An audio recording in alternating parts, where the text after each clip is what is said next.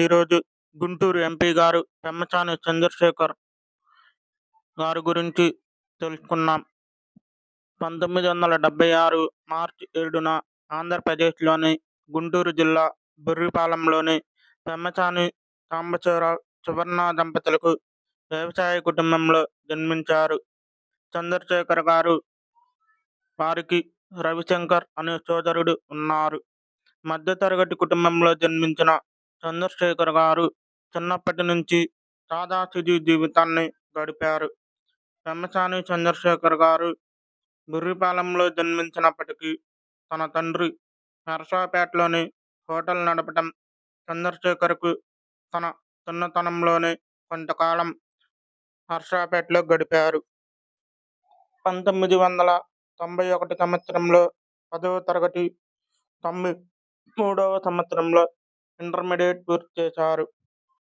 Doctor కావాలనే ఆకాంక్షతో చంద్రశేఖర్ గారు 1993-94 సంవత్సరంలో ఎంసెట్లోని 27వ ర్యాంకు సాధించారు.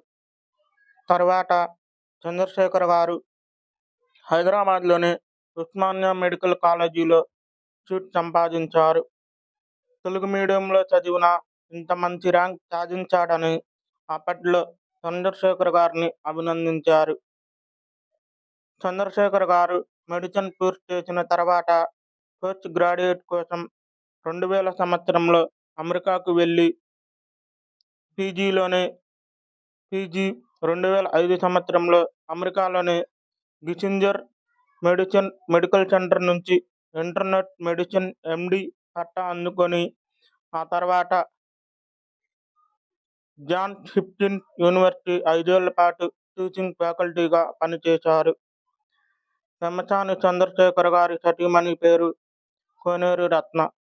ఇతని సంతానం అభినవ్ సహస్ర ఉన్నారు. వృత్తి వైద్యుడు, రాజకీయ నాయకుడు. తను 2024 సంవత్సరంలో సాధారణ ఎన్నికల్లో తెలుగుదేశం పార్టీ తరఫున గుంటూరు ఎంపీగా పోటీ చేసి గెలిచారు. జూన్ 9న మోడీ గారి కేబినెట్లో కేంద్ర గ్రామీణాభివృద్ధి సహాయ శాఖ మంత్రిగా బాధ్యతలను స్వీకరించారు. తను గుంటూరు నగరాన్ని మరింత అభివృద్ధి చేస్తూ భారతదేశానికి కేంద్ర సహాయ మంత్రిగా అన్ని విధాలుగా సేవలను అందిస్తూ ఉన్నారు.